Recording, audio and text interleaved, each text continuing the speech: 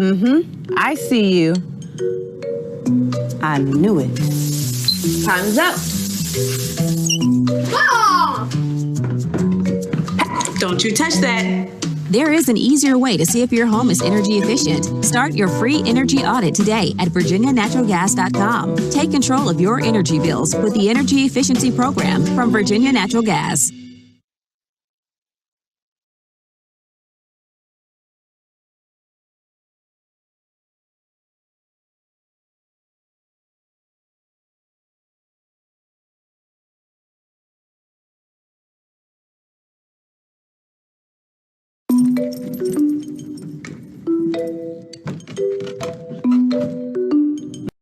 I see you. I knew it. Time's up. Ah! Don't you touch that.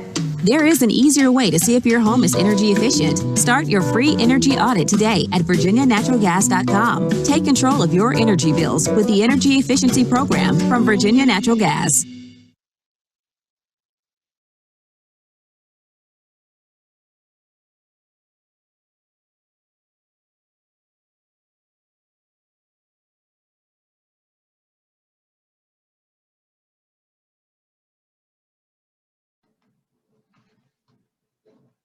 Good afternoon, everybody. Happy Friday. I'm Bob McKenna, President and CEO of the Virginia Peninsula Chamber of Commerce, and I'd like to welcome you to the latest event in the Chamber's 757 Vision, Eyes on the Future series, Affordable Housing and Public Transit in the 757. We are currently living in interesting and challenging times. We are still in the midst of the health crisis known as COVID-19, which has affected businesses large and small and adversely impacted much of our economy. After the last recession, it took our region over 8 years to recover economically. We obviously cannot allow that to happen again. Prior to the pandemic, the Hampton Roads region was beginning to see a resurgence in our regional collaborative efforts and good signs of economic growth. Projects like the 64 highway improvements and the HRBT expansion and initiatives like RVA 757 Connects and the Eastern Virginia Regional Industrial Facilities Authority were beginning to gain momentum and creating a sense of well-earned optimism. We now must work together as a region to reignite that energy, optimism, and sense of collaboration. The Peninsula Chamber has joined a coalition of business organizations to help do that through the 757 Business Recovery and Resiliency Framework that advances 5 strategic imperatives, including building regional unity, growing new jobs, attracting and retaining new talent, growing resiliency to future threats, and advancing regional infrastructure. 30 specific implementation programs with lead organizations and measurable plans will drive execution of this plan. In order for this plan to be successful, we must capitalize on our strengths, obviously, but also recognize our weaknesses and work hard to mitigate them and/or make them strengths. In keeping with the Virginia Peninsula Chamber's mission to connect business with opportunity through facilitation, advocacy, communication, and education, we are hosting this monthly series of moderated panels called 757 Vision, Eyes on the Future, in which we will take a look at some of our strengths and weaknesses in an effort to inspire, inform, and drive community action. Today's event is focused on affordable housing and public transit as they impact our workforce. Taking care of our workforce and facilitating their full involvement in our economy is one of the areas that we know we need to work on. A significant portion of our regional workforce has daily challenges in just getting to their place of business. Improvements in these areas will have great positive impact on our economy by attracting more businesses to the area and by making existing businesses more likely to expand. This will create better conditions for not only recovery, but the growth and diversification of our economy here in the 757. Before we get started, I'd like to first recognize some distinguished viewers in today's audience. U.S. Congressman Bobby Scott, Hampton City Mayor Donnie Tugg, Hampton City Vice Mayor Jimmy Gray, Newport News City Council member Tina Vick, and Andrea McClellan from Norfolk City Council is on our panel today. We also have representatives from the following offices in the audience: Senator Mark Warner, Senator Tim Kaine, Congresswoman Elaine Luria. Thanks to you all for joining us today. I would also like to thank today's presenting sponsor, Virginia Natural Gas. Virginia Natural Gas is also a gracious sponsor of our LEAD Peninsula program. Sponsors for these events make them possible to be offered at no cost. Now on to the program. Our moderator for today's panel is Marissa Porto. Marissa is the Assistant Dean at the Scripps Howard School of Journalism at Hampton University. She was previously the editor and publisher of the Daily Press Media Group and Virginia Media. She is a graduate of the University of South Carolina and will soon complete a master's degree from the University of Maryland University campus. Ladies and gentlemen, my good friend and a great moderator, Marissa Porto. Thank you for the warm introduction, Bob. I really appreciate it. I'm delighted to be here to serve as moderator for the Virginia Peninsula Chamber of Commerce 757 Vision Series. Our topic today is affordable housing and public transit in Hampton Roads. Joining us, we have three distinguished panelists. Please welcome today Andrea McClellan, a councilwoman from the city of Norfolk and candidate for Lieutenant Governor. Welcome. We also welcome Kevin Otay, Chief Operating Officer of Hampton Roads Community Action Project. And finally, we have William Harrell, President of Hampton Roads Transit. Thank you all for joining us today.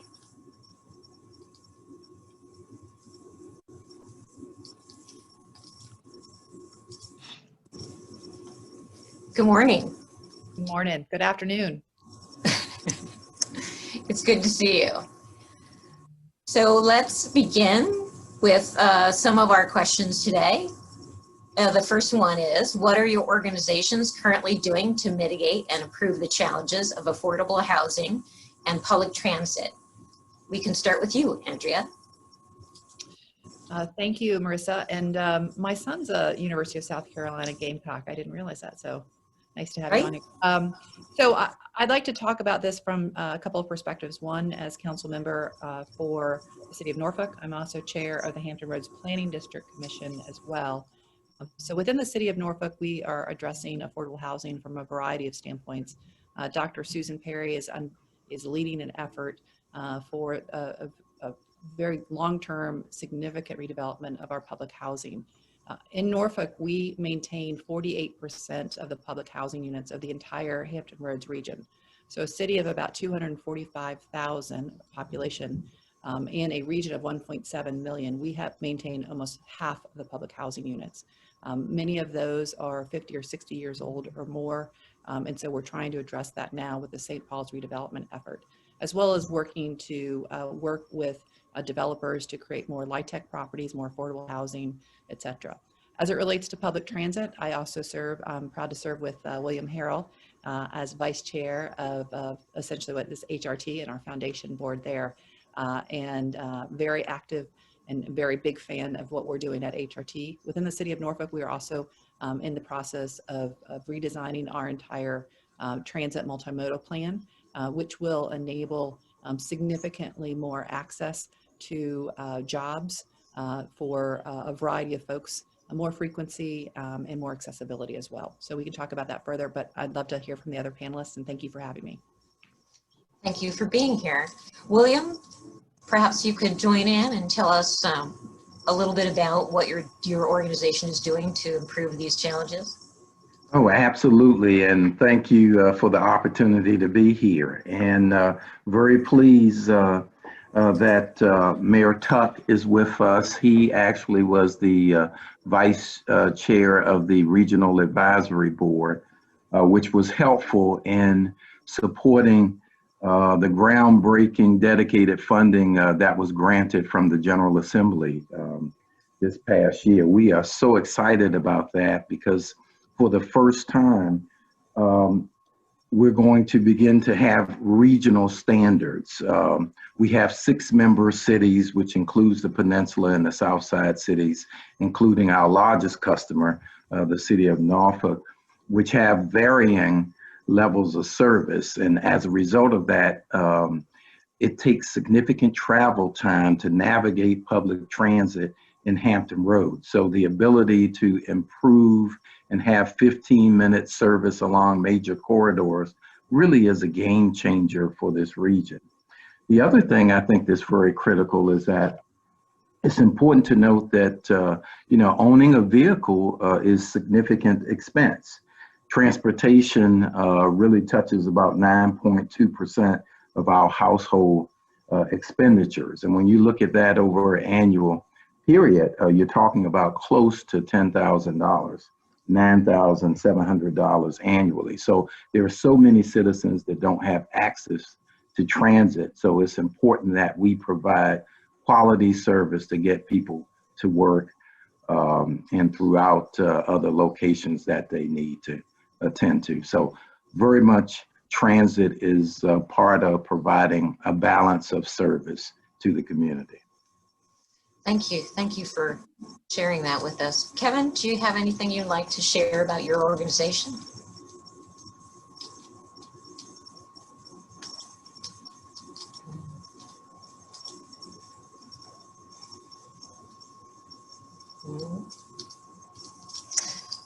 Well, we should get started. I can't. We are having a little bit of some audio difficulty with Kevin's audio. Can you hear me? Can you hear me now? There we go. There we go. Yes. Thank you. Thank you. So some of the work that we're doing across the community as the Hampton Roads Community Action Program is not only addressing affordable housing, but working on workforce development opportunities so that when we talk about affordable housing, how are we moving individuals such as low-income families into affordable housing? And so we know as our organization has continued to try to work on cost burden low-income residents. And so we have been working with local public housing authorities to address affordable stock and how they are providing short and long-term solutions. Our organization also has a community development corporation. And so we are trying to work on policies that need to be revisited as localities are working on comprehensive plans. And we want to make sure that we don't fail to address affordable housing and transit in all of the communities that we serve across the Hampton Roads region. Thank you. Thank you for sharing that with us. I would like to ask you, since we're on that on the topic, how do we measure affordable housing in Hampton Roads? What is really affordable? And since you brought it up, I'd like to start with you, Kevin. Sure. So affordable is defined as rent or mortgage that doesn't exceed 30% of one's household income. So for example, a gross household income for a family of 4 at a 50% area median income is about $41,000. So that means a family of 4's annual household expense shouldn't exceed about $12,000 annually, or we're looking at $1,000 monthly. But we have to account for all of those other expenses because we're only measuring it off of gross. So if we take $3,400 in gross and then look at sometimes families are spending up to 50% of their income on rent, that leads them to be cost burden. And so cost burden happens when households spend more than 50% of their income on housing costs, such as rent and utilities. But we look at 71% of our residents and that live throughout Hampton Roads are extremely low income rental households and that they're severely cost burdened. So the more money cost burden and low income families spend on housing, the less money they have to spend on such needs as food, transportation, childcare, and other related expenses. We continue to see that even if we talk about the workforce and how it has the impacts, minimum wage, we continue to see that, minimum wage does have its pros and cons, but as we look at the impacts on the workforce, low wages and shortages of available and affordable housing continue to lead to cost burden residents. and high eviction rates. We're continuing to see, through recently our organization participated with United Way to do the rental mortgage assistance program.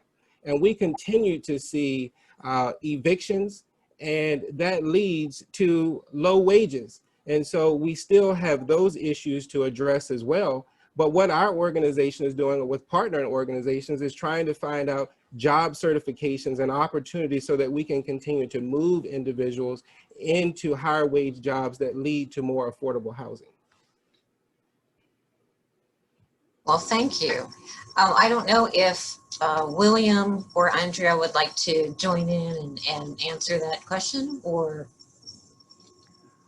is there anything to add? I wanted to share, fortunately, through the Hampton Roads Planning District Commission, we have an incredible economist, Greg Grutendorst, and he provided me with a couple of facts I think would be appropriate for the conversation and sort of where we are right now.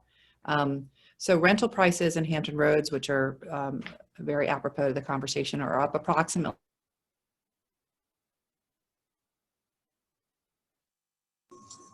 We're having a little technical difficulty. Can you hear me now? Yes. Okay, sorry about that.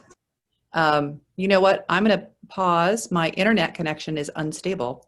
Another need for more broadband here. So I'm going to pass it over to somebody else while I try and fix this.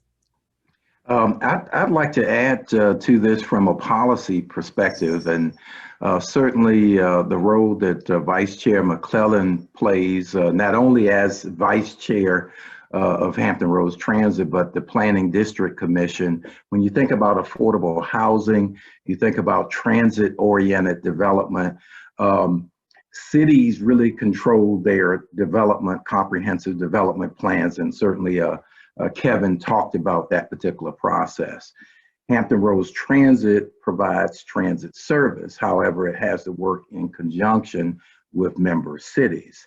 The Planning District Commission has the ability to look at things from a regional perspective, because while the stats show that many of us live in one city, but we work in another, we may worship and play in other parts of the region. So it's important that we have a cohesive development strategy, and that can't happen without regional cooperation. So the role that Ms. McClellan plays at the regional level is absolutely critical for us to really have transit-oriented development that supports the community. Thank you, William. And I'm back. I've fixed my internet connection. And I couldn't agree more. And one of the things that we lack, unfortunately, in this region is a comprehensive database of affordable housing. Because we are, I think, at the top 3 regions in the country in terms of people who live in one city and work in another, that need for a regional look at affordable housing is really critical. And it's one of the things that I think we're going to try and lean into and focus from the Planning District Commission standpoint. But we need to also incorporate the public transit piece to William's perspective as well. Just a couple of other little factoids here, since Greg shared them with me. I thought they were pretty interesting. The current housing market, as we all know, is pretty hot right now. The median sales price for Hampton Roads homes jumped 8% from 2019 to 2020. There were over 3,600 closings in this past December, which is almost double the region's long-term average. According to the National Association of Home Builders Housing Opportunity Index, housing affordability, the point here, in Hampton Roads has decreased for each quarter of 2020. And according to the Census Bureau's American Community Survey, 41.6% of Hampton Roads households paid over 35% of their income towards rent, to Kevin's point as well. So affordability is more of an issue now than it ever has been. And as we also see the uptick in evictions, I think our economy right now is pretty masked. I think we're going to see it become a lot worse over the course of the next year. So the fact that we're leaning in and talking about this at a regional level is great. This leads me into my next question, which is, what are some of the long-term impacts affordable housing have on a community, especially as we're going into some of the impacts from the last year? Andrea, would you like to tackle that one? Well, I mean, I think affordable housing is so critical because we've got to, got to have of good, safe places for folks who work in our cities to live, and they ideally have to be in close proximity, or they have to have reliable, frequent, affordable public transit. It all works together. The other component as well that's important that we haven't really touched on here, but it's important is to our region, is the issue of the environment. And affordable housing, both public transit is a great way to reduce our carbon footprint and get people out of single occupancy vehicles. Having density and multifamily housing is also very helpful for the environment too. But then if you also look at where our affordable housing units are, and a lot of our public housing, oftentimes they are in areas that have the worst infrastructure and are at least most susceptible to flooding as well. So that's another impact that I think that we have to look at. I don't think I've really answered your question exactly, Marisa, but those are some points that I just wanted to bring up, and I'll defer to Kevin and William. Kevin, William, do you have something to add? Sure. So one of the things I wanted to share, with Andrea's comments is that, we talk about across the country, some of those facts, 7.2 million to 12 million are needed more for affordable units that we need across the country.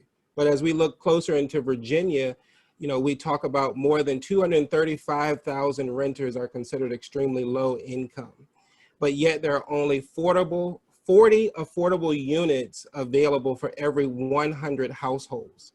And so as we continue to talk about the conversations of long-term impacts, it's more than just simply bridging the divide between the number of units that we have and the number of units that we need.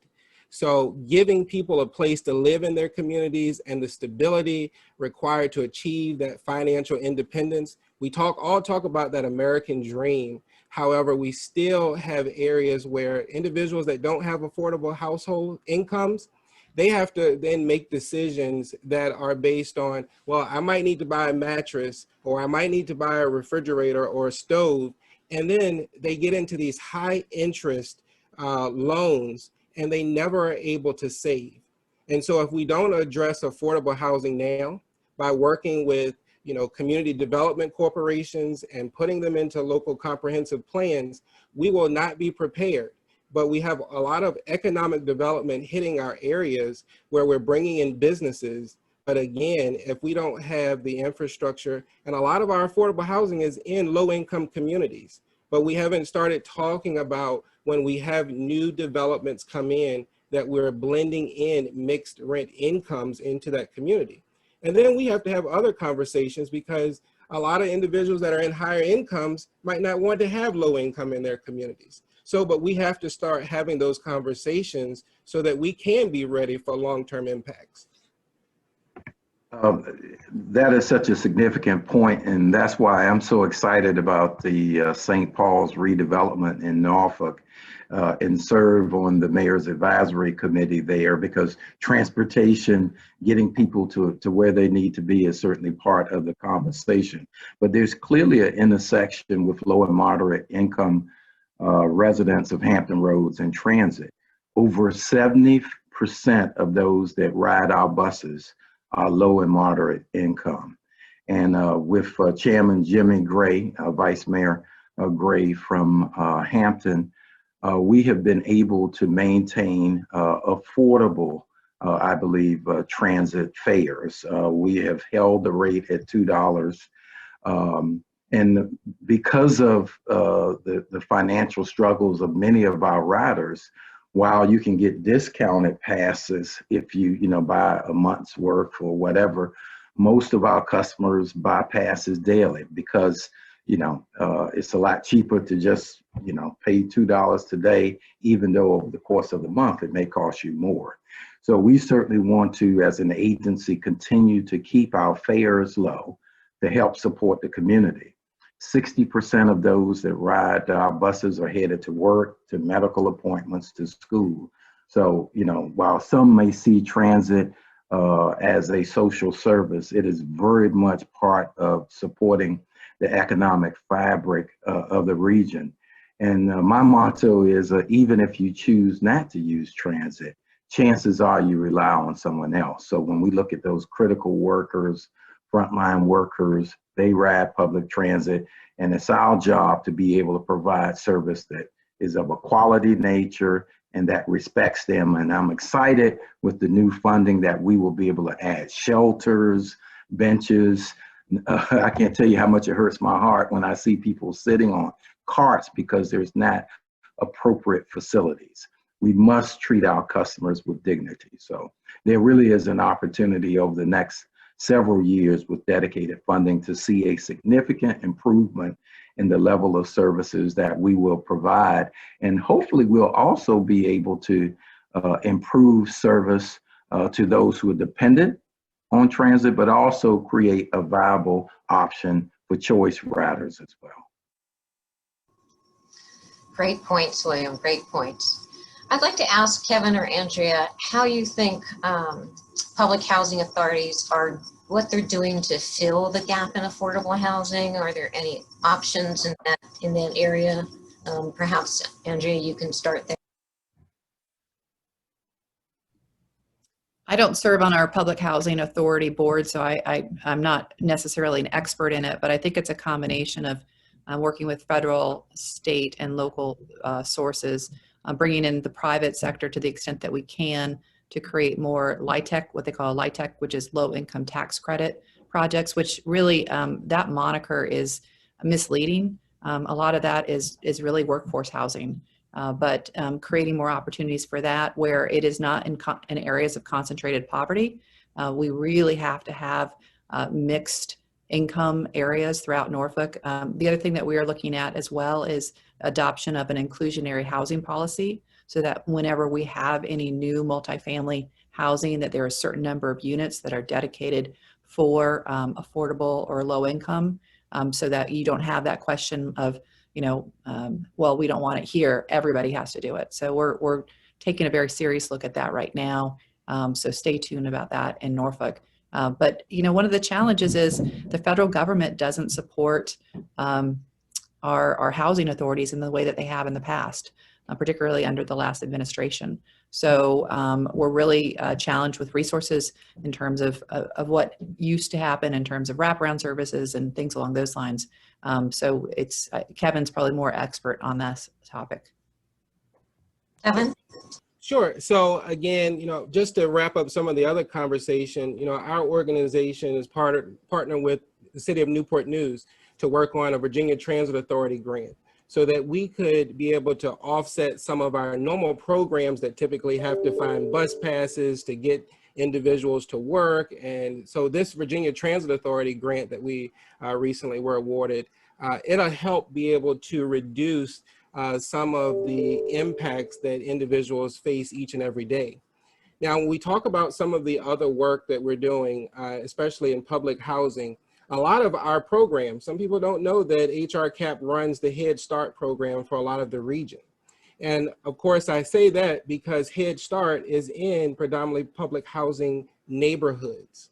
And so as we try to transition some of that work and working with public housing authorities, we talk about low income housing tax credit funds.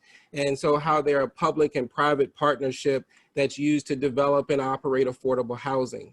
There are a lot of incentives, and these are areas where economic development and housing authority directors can come in and bring private developers that can help them allow to develop affordable rental housing for low income and moderate income housing. So when we talk about what does that look like, it looks like a 3-bedroom would be about $1,100. So that means a 4-person household would still have to have a max income of about $41,000. But there are some key concerns to filling in that affordable housing gap.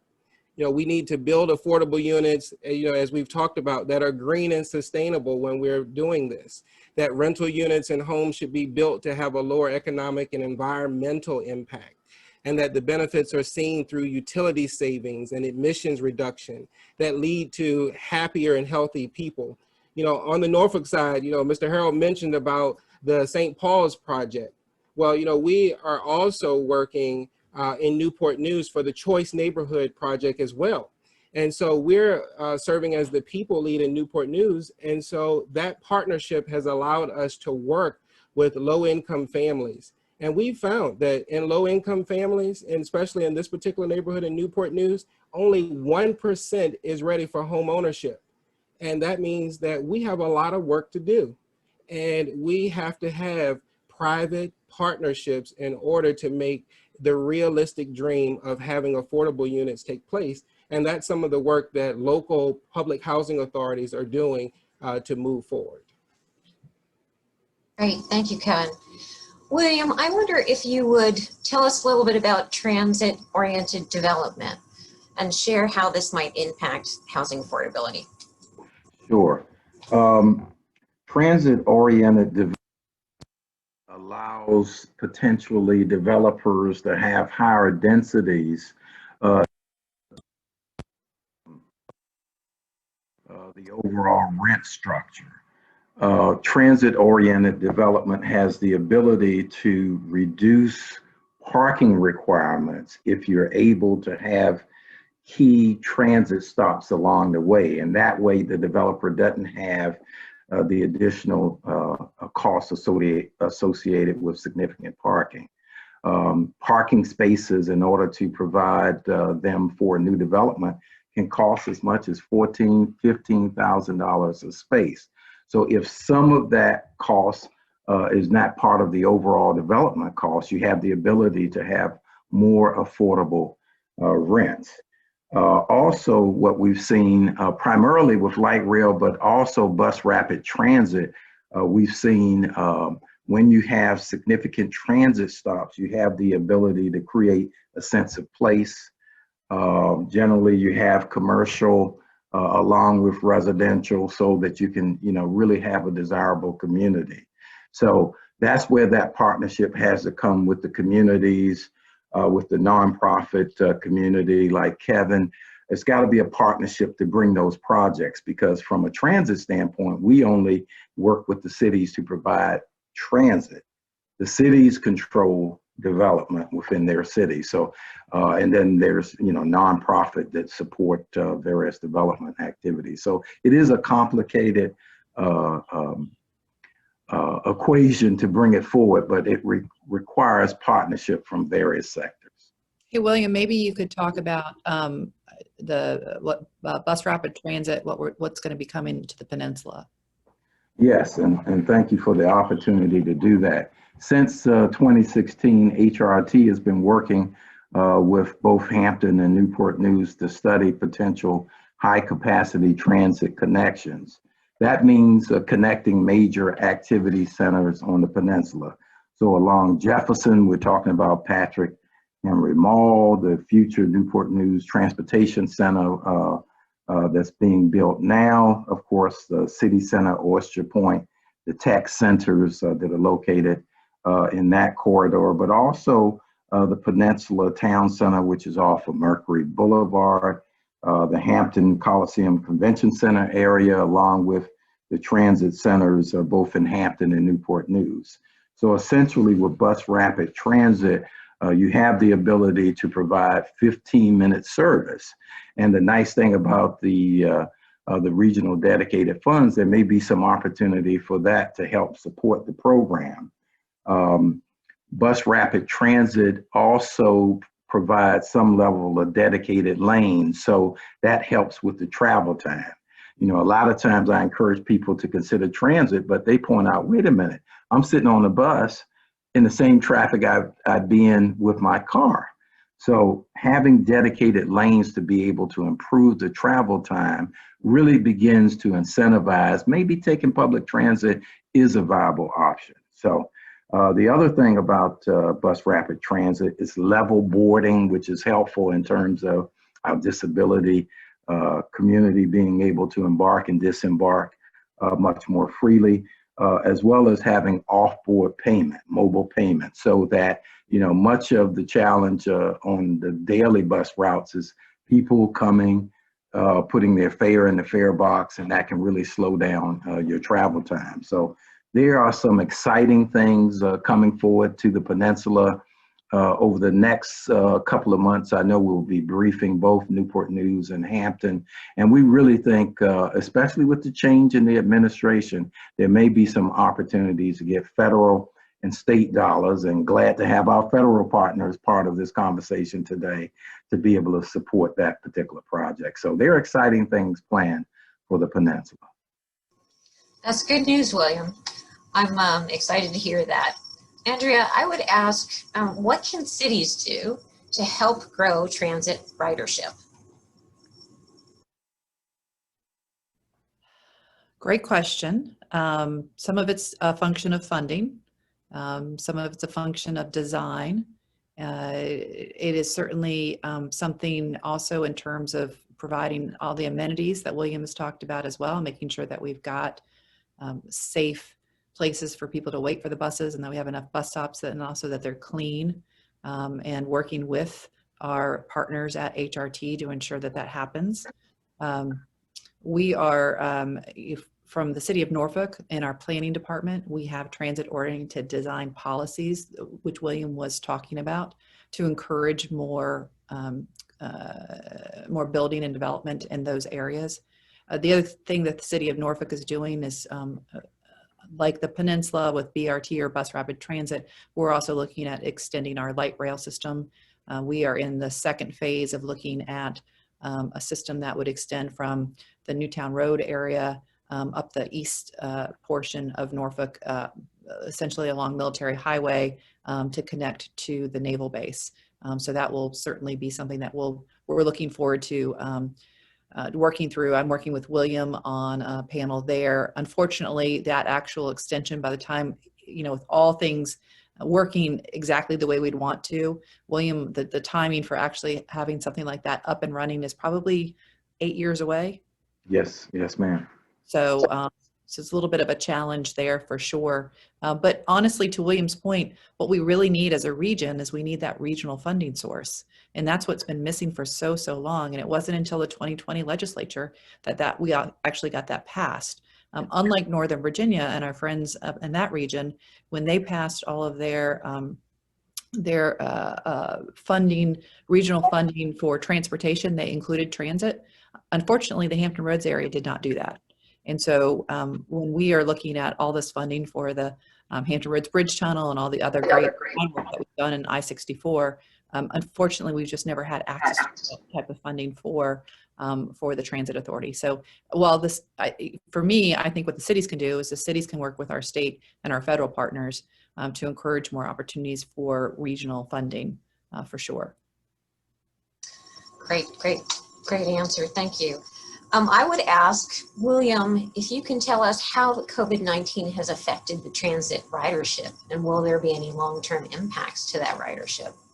Sure, that's a great question. And this truly has been a challenge for the nation and the world for that matter. Generally on a normal month, we have about 35,000 trips. Bus trips.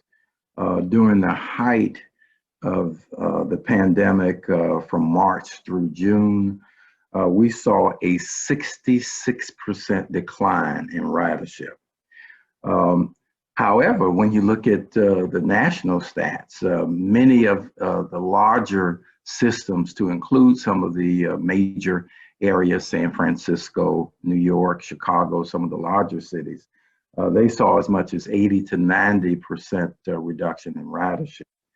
We have seen an uptick in ridership. We're only down now, I think, about 50% or so.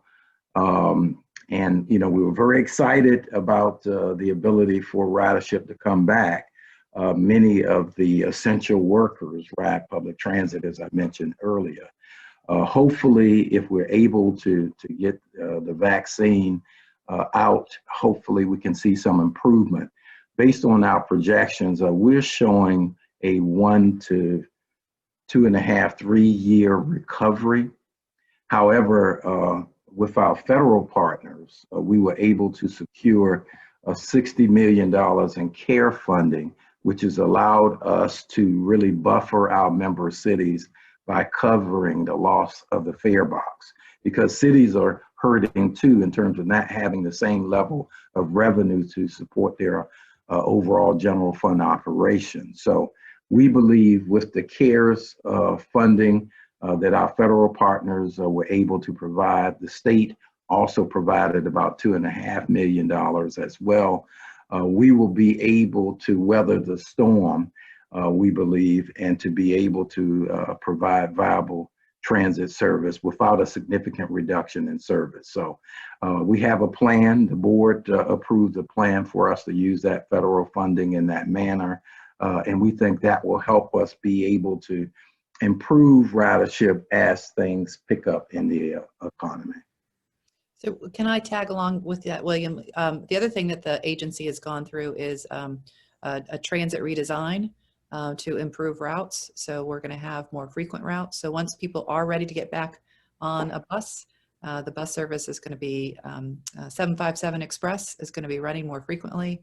And as well, one of the things that William knows this well about me, the first thing that I talked about when I came on the board for HRT was technology, technology, technology, because our users are going to want to know in real time where those buses are. They're going to want to be able to use their smartphones to purchase tickets. And so we have been doing all sorts of upgrades to the back end of the technology piece so that we can allow for, first of all, right now, if you're in Google Maps, you can get real-time information about where HRT buses are, which is pretty exciting. And we're in the process now of defining a mobile ticketing application, and that probably will get rolled out, what do you say, William, probably 18 months from now? Yes, I would say the RFP should be issued probably in the next 3 months or so. We're also looking at microtransit, so the idea of having sort of on-demand small transit services available in some communities, and we're piloting that as well. And also, HRT is the first public transit agency in the Commonwealth to bring on 6 fully electric buses. So those are running on the south side right now, and I think they're going really well. So we're very proud of that too. You know, one of the things that I did want to share, at least when we talk about COVID and about housing, is one of the things that we still need to consider is that buildings still need to be upkept, and that includes affordable units as well. So as we talk about transportation and continuing during COVID and those impacts, essential workers also want to have their homes taken care of, and those consider rental units. And we know that construction work has been delayed in some cases, but we need to continue to make sure that those properties are properly maintained. And as we talk about what some localities can do to partner is to work with nonprofit organizations. There are so many nonprofits, such as my organization, that we touch a number of the riders that ride on the bus. How can we activate nonprofits to work with their clients and educate them? We have a lot of technology. We're, even as a nonprofit, we've put over 1,400 tablets into people's homes, and so across the region. And so how can we talk about that Virginia Transit grant that we just recently talked about, and that was supposed to be able to provide technology so that we could find out what types of needs that the riders have when they're going to their work, and some of the other needs that they can check in with a case manager, so that the case manager can also provide that wraparound case management service so that we can move people to self-sufficiency and continue to promote people to ride public transit. Great information, great information.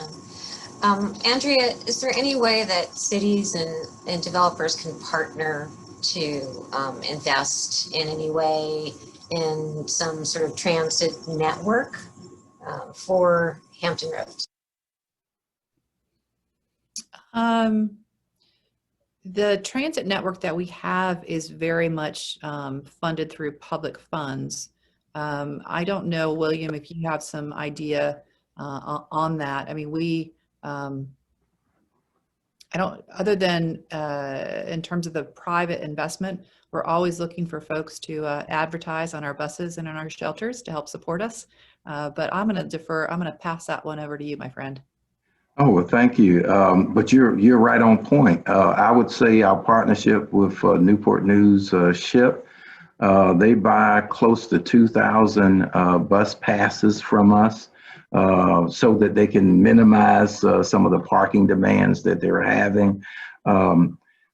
You know, generally, we have tried to work very closely with the business community to see how we can provide better access for their employees, because it's important to note that transit provides access to jobs and economic opportunity.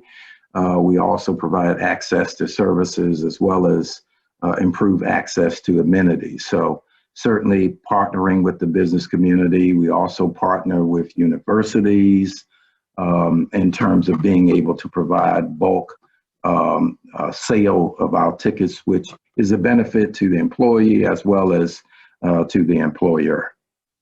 So I would add to that, if they wanted to find out more information on how to buy a 360 Go Pass, William, where would they go?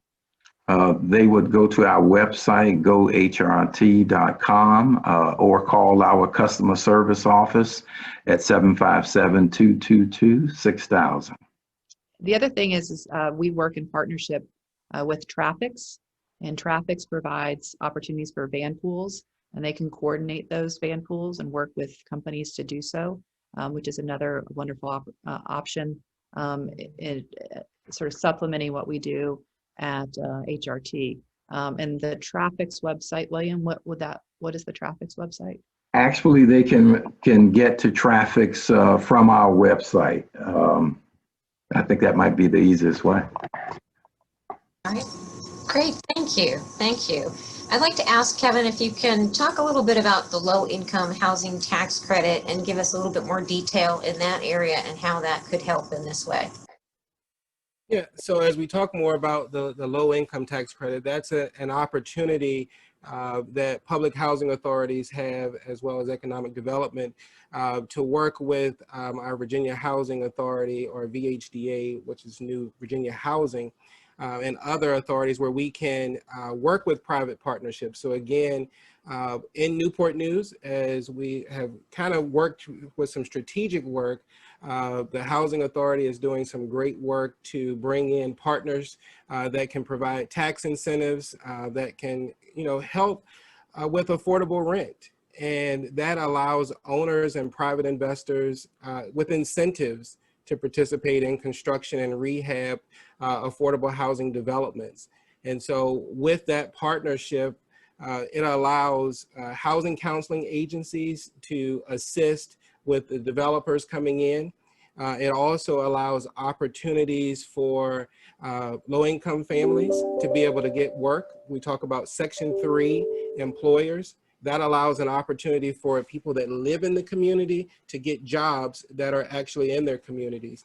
And so as that work continues, it brings more opportunities for amenities. Again, we're talking about work in low-income communities that are food deserts. There are no amenities, local barbershops, but just high rate interest businesses. Those are opportunities that when we utilize and blend in low-income housing tax credits, it allows for mixed communities to be developed and allows for additional rental housing opportunities for people.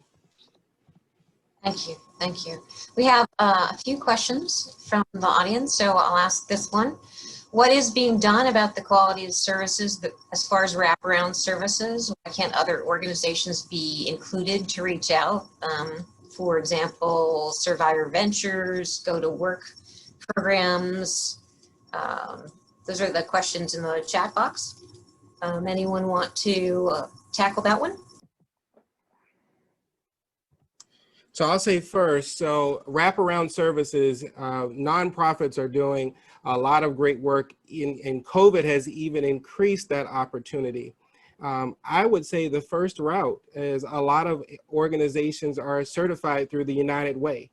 United Way can also be as a driving force for diverting some of the assistance, and can tell you where some nonprofits that might be doing work. Again, for those that are facing economic hardships, there's a lot of opportunity from DHCD, from the Virginia Department of Housing, Community Development, and then your local governments. They have a lot of various opportunities that they have connected with nonprofits.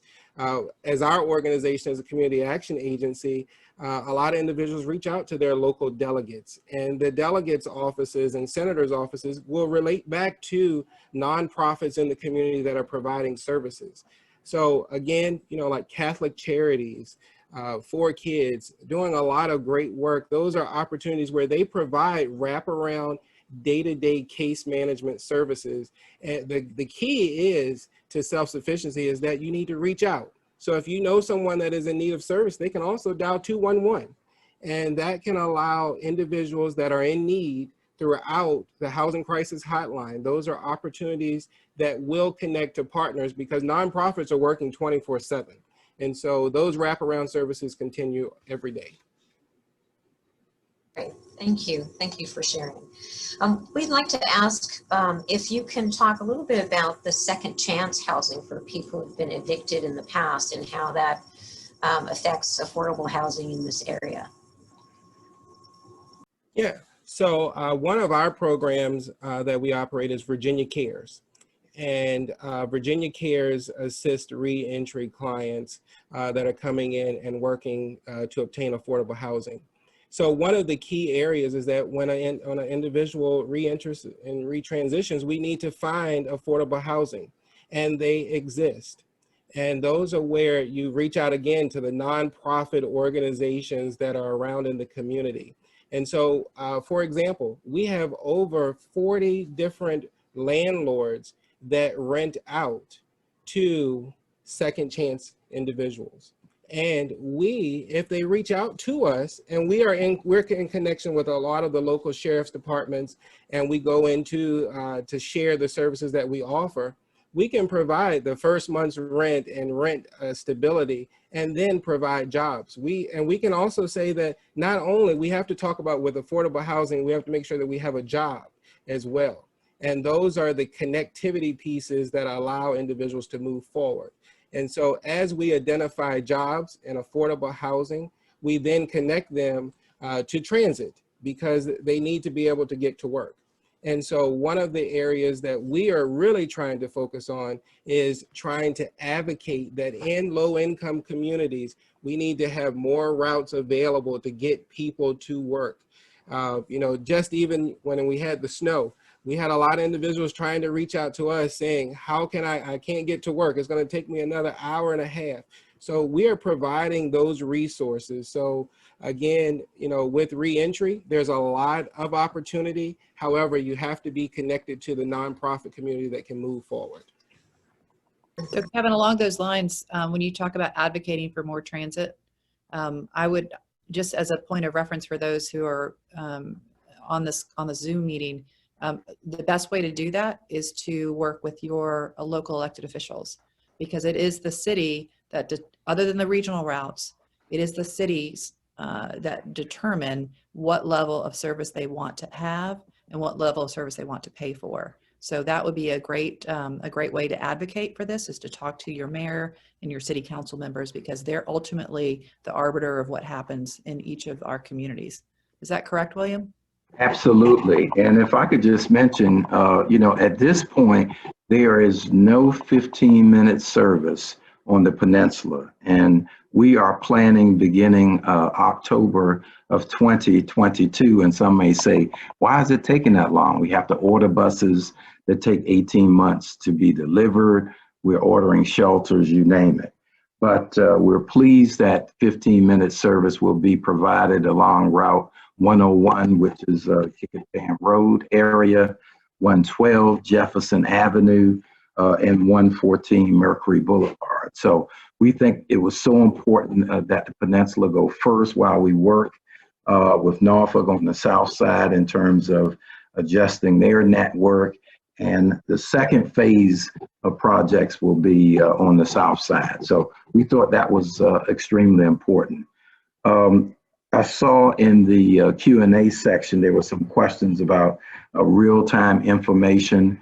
And as Vice Chair McClellan indicated, that we were proud to launch, I think it was the first of the year, perhaps the end of last year, on Google Maps, you have real-time bus information. So that's the first. We have really been behind on technology.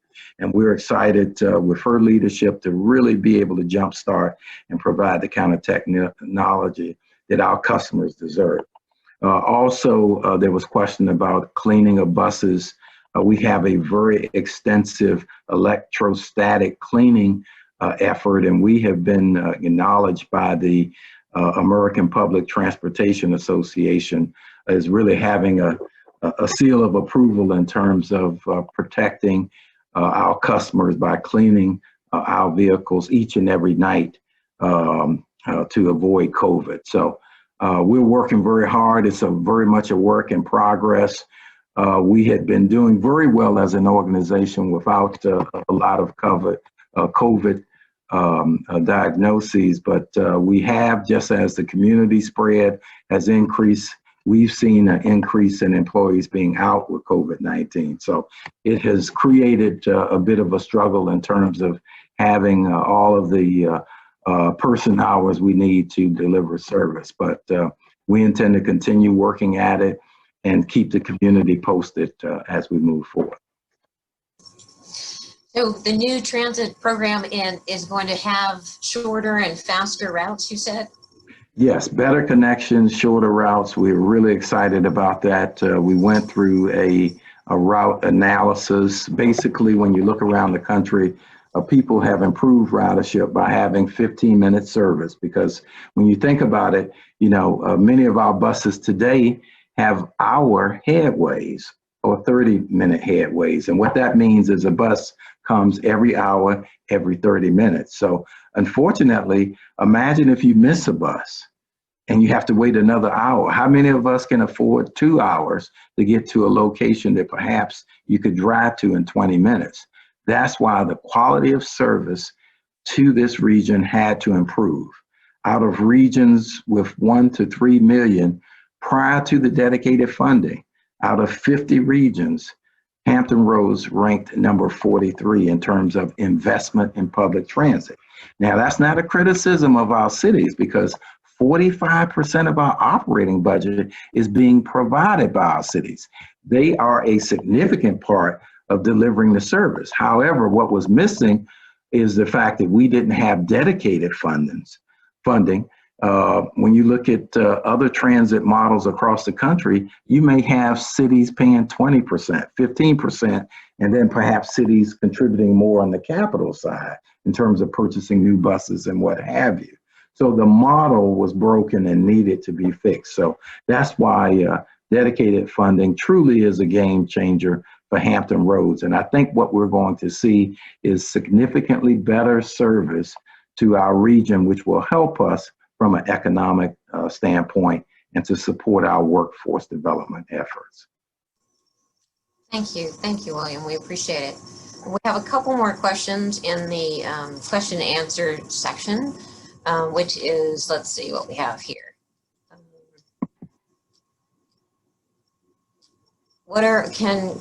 Can you provide some more details about the transit program that HR CAP was awarded? That's someone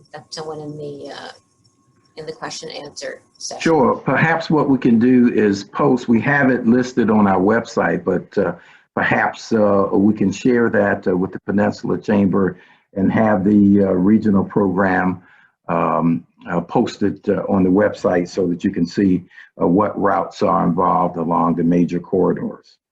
We can certainly do that. I've also listed in the chat box gotraffics.com, which is the separate website for Traffics, which provides carpooling, van pooling opportunities as well. Someone is asking if you're planning on expanding that to the transit to York County. You know, that's a very good question. One of the things that was part of the legislation is the fact that there needs to be better coordination among regional partners. We have been meeting, facilitated by the Planning District Commission, Bob Crum, that leads that organization, with Suffolk Transit and Williamsburg Area Transit. So there are some connections, the Lee Hall area, where there are connections to those other systems. At this point, you know, there has to be a request from York County or what have you outside of our service area to provide that. I think what we intend to do as 3 regional partners is severalfold. One, we want to make sure that there are connections between the systems. Secondly, as we mentioned, mobile payment, we want to look at whether you're in Williamsburg or in Virginia Beach, is it possible for there to be a seamless system where you don't have to navigate separate payment systems for each of the transit systems. So I think you're going to see more regional collaboration in terms of transit connections. Great, great answer. I appreciate it. I think there's one other question here in the chat, and it says, are there any plans for improved safety at the bus terminals and shelters? Yes. You know, when we surveyed our riders, we weren't surprised to hear, you know, we want a reliable system, but we all want to be safe. So what we're doing now is we currently have about 300 sheltered stops out of 1,200 stops. So that obviously is not sufficient and certainly something that we drastically need to improve. Part of the dedicated funding will provide an additional 600 shelters, and we're meeting with Hampton, Newport News, and the Southside cities to determine what locations will best serve the demand that is within their cities. Part of what we're adding to our model will be solar lighting, so that at night you can feel comfortable waiting for your stops. So we also work with our local police departments. It's a partnership. We've got to work very closely, and also we got to work with our customers, because there have been instances where we get a complaint about a dirty shelter. We get out there, clean it up, and literally hours later you can't necessarily tell that happened. We have recently initiated a campaign called Stash the Trash to encourage our riders to help us. You know, don't just throw the trash on the ground. Let's go ahead and keep our bus stops clean so that we can support better service for you. So it's going to take a clear partnership to do that. We certainly intend to improve customer amenities as well as the technology that Vice Mayor McClellan has talked about. Thank you. Thank you. One of our guests is asking a question about paratransit users, transportation for the disabled community, and how difficult it is for the disabled community to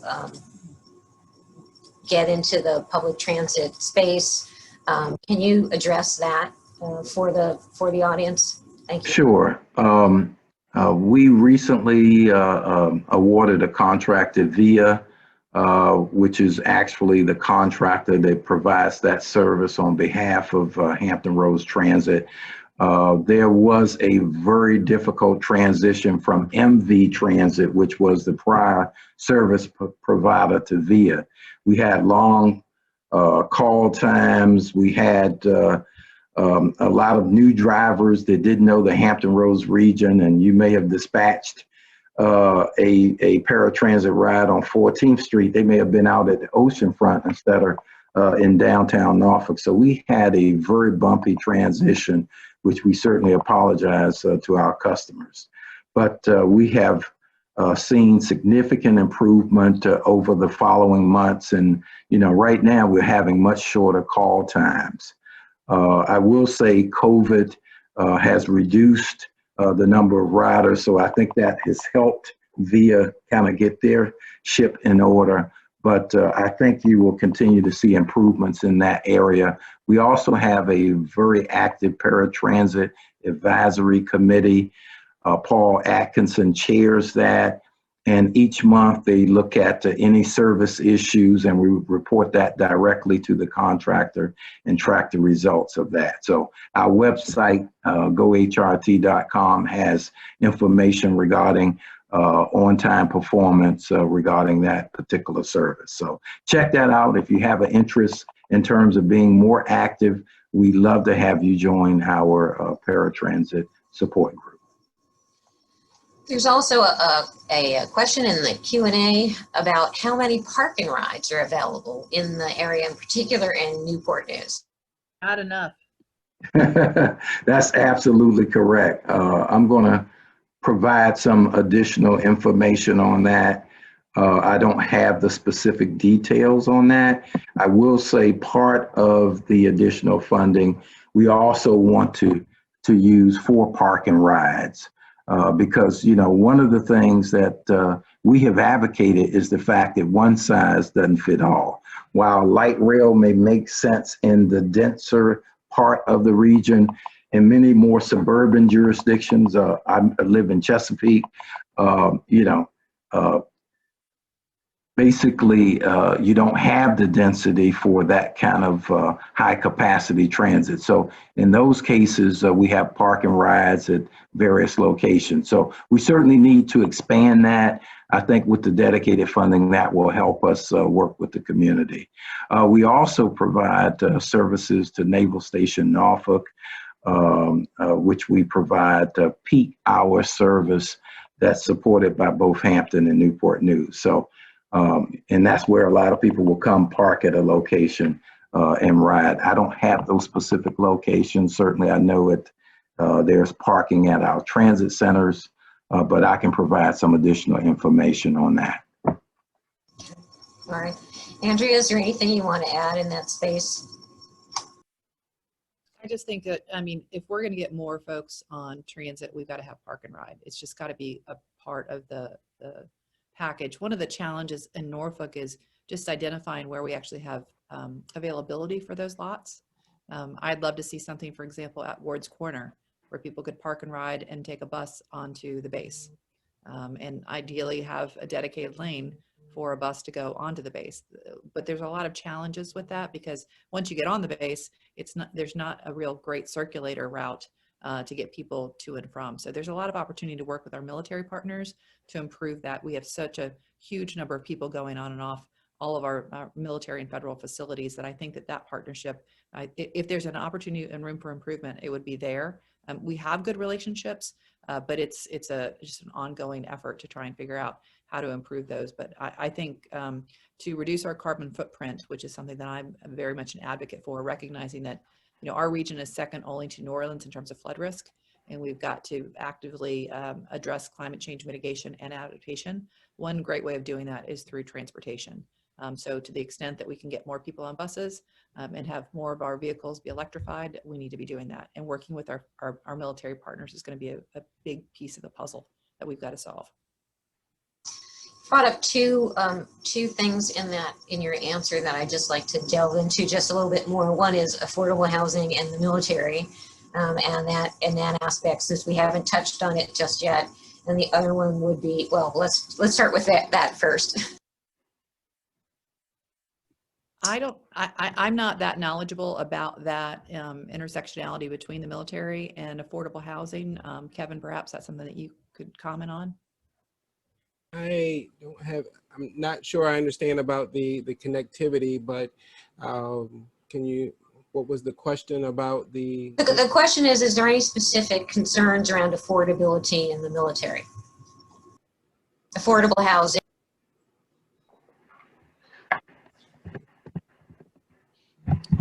I think that I don't have that. Haven't had that discussion with the military. I mean, I think in general, our military partners want to ensure that there's a good quality of life for their service members where they are stationed. That includes transit, that includes public safety, that includes concerns about education system, et cetera. So I think that those are all our key components. You know, one of the things we haven't brought up as it relates to public housing and affordable housing and housing in general is the connectivity with high-speed internet and broadband services. If we've seen anything, and Kevin touched on this a little bit about what they have done with HR CAP in terms of getting tablets out to their clients, but a lot of our folks who are in affordable housing just can't afford internet services. So, you know, one of the things that I really want to stress is we need to make high-speed affordable internet ubiquitous throughout our region. In Norfolk, a recent survey showed that over 25% of our homes don't have access to affordable or high-speed internet, which is crazy to me. It's not that it's not in the ground, it's that they can't afford it because we don't have enough competition. And we need to really incentivize more opportunities for that. That's one of the things that the Hampton Roads Planning District Commission is working on we're in our first phase of planning for a regional broadband ring. And the goal is to connect the city-owned fiber of initially Norfolk, Portsmouth, Virginia Beach, Suffolk, and Chesapeake in phase 1, and then we'll come to the peninsula in phase 2, creating a highway of sorts of our high-speed fiber. And then we only, let's say there are 288 strands in a cable, and as a city, we may only need 10. So we've created an authority amongst that group to market out that excess capacity to try and create more competition for internet service providers so that we as a region can have more affordable, high-speed, reliable internet. It's not unlike our transit service, right? It's very similar in many ways. And it is a utility, it's no longer an amenity. And our folks, whether it's the kids going to school, seniors to access their doctors via telehealth, folks who need to work remotely, for their offices. This is just really critical, and it's definitely a key component as you look at both affordable housing rather, as well as transit. I think broadband needs to be a key component there as well for quality of life. Thank you for that, Andrea. We appreciate it. We have a question in the chat box about which organization is in, or do we know of any organizations who's working to develop more affordable housing in Williamsburg and James City County? Yeah, so I would say I would connect with the Williamsburg James City County Community Action Program. That Community Action Program can share with you some of the projects that they're working on currently, and if there are any weatherization activity as well, along with other activities in human services. So there are a lot of activities that are going on. A lot of people don't know that community action agencies are all across the region and that they are the catalyst to connect individuals to services that are being provided. Right.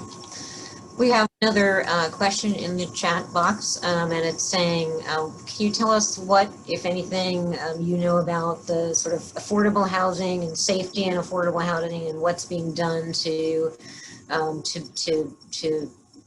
make sure that the folks who live in affordable housing, that they're safe and feel comfortable?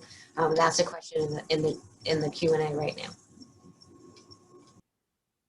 Yeah, some of the areas, especially, you know, we go back to one of the major projects that we're working on right now in Newport News is about public safety.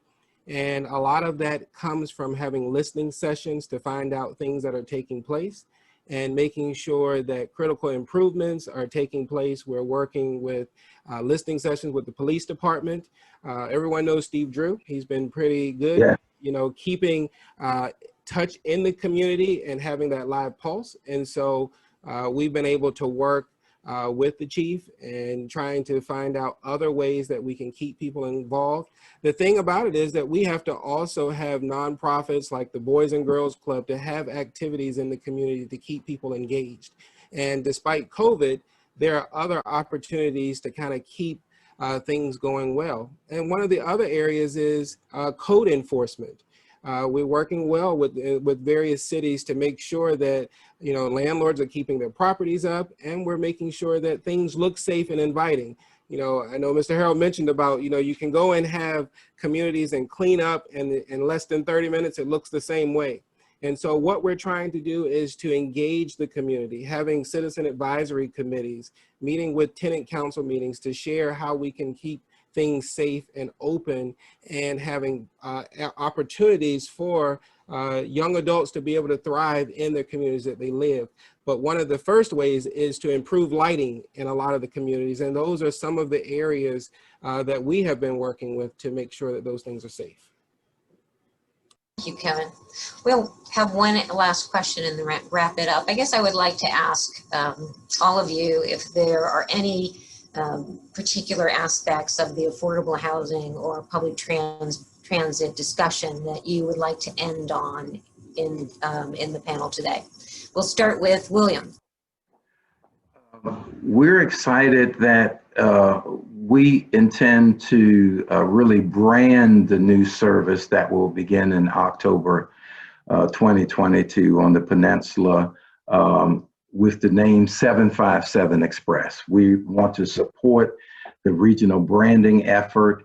I think it really is an opportunity to rethink re-envision how public transit can provide more benefit to our region. It truly, and I know I've said it once, if I've said it twice, this truly is a different model than this region has experienced. So it's going to take some time. And that's what I want to encourage folks to be patient with us, to help us as we move forward. I can also say that having been part of public administration for 35 years, I've never seen the level of collaboration that's happening at this region, throughout the region. I have had the opportunity to participate with Bob McKenna and other regional leaders to really tackle some of the challenges throughout. Bob Crum has a regular call with city managers to include the peninsula, all of the communities that are part of the larger planning district commission. So, I really think, that historically people have said regionalism hasn't been as active in Hampton Roads. That's now a myth. That's no longer what's happening. So I think all of that will translate to better policy around affordable housing, a more cohesive transit system with regional standards for the first time, not just this system in Norfolk, this system in Chesapeake, but a regional standard. So I think you're going to see that across several policy areas. Ms. McClellan has talked about broadband. There's a lot of excitement that's coming to our region, and I think we're going to be more competitive as we work together. So I'm excited to be part of that. Thank you, William. We appreciate your joining us today. Kevin, would you like to wrap up with any last comments? Sure. So again, I talk about that American dream, and, we see that sometimes that dream is sometimes deferred for a lot of families. And so we have to look at how that is cost burden to them. We talk about technology and, it is still not affordable and accessible. And so as a community action agency and nonprofit organization, our goal is to help that dream become reality. And so how do we continue to balance approaches to both housing and supportive services? And then tying that to transportation is where we're headed. And a lot of nonprofits are out there engaged in this work. And that sometimes we sit as that little hidden jewel. And we are there to help the community to move forward. So I would take that we need to look at short-term and long-term effects of affordable housing, and that we need to, as we build new mixed communities, that we look into having amenities that attract low-income families, but also have conversations so that those that have different levels of income know how to work together to achieve that American dream. Thank you, Kevin. Andrea, would you like to wrap it up for us? Sure. I think all of what we've talked about today is ensuring that folks have access to opportunity, right? That's what everybody wants, to have a chance. And through safe, affordable housing, through access to safe, reliable, frequent transit, it's really, really critical for our community and for our region to grow. William, thank you for the shout out on regionalism. I agree with you. I think that we are really working together more. As chair of the Hampton Roads Planning District Commission, I commit to continuing to re-engage on this issue of affordable housing and making sure that we have more discussions about this and a database about this. I just thank you for the opportunity to be here.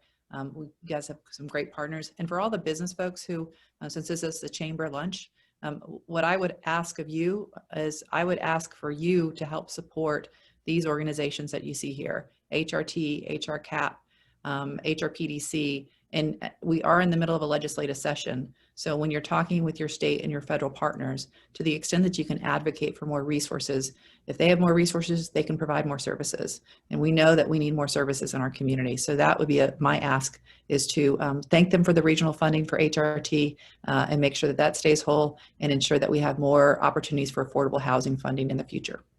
Thank you. Thank you, Andrea. It's clear this is a complex topic, and I wish we had more time to continue the discussion. We hope we've given you some ideas to think about as we close our program today. We thank you so much to our panelists for joining us. We appreciate your time, and thank you to our audience. I'm going to turn it over to Bob for some final words. Hey, that was a great conversation. I really appreciate the panelists, William, Andrea, and Kevin, for being with us. Great insight, great information, and I think impactful. Marisa, thanks once again for driving the conversation. You do a great job as moderator, and we're always happy to have you. So I'm sure that many of our participating audience today feels very passionate about this topic. And I'm sure also that you're fired up and ready to take some action to ensure the successful future of our community and our economy and our workforce. And the Peninsula Chamber, in partnership with various partners, would like to help facilitate action moving forward. So conversation now drives action. We'd like to be part of the action. So the first step will be a very short survey that we will send to all of you next week. If you would please take the time to answer it, we would greatly appreciate it. And then stay tuned as we move forward together. Right. In closing, I would like once again to thank Virginia Natural Gas for their sponsorship of today's event.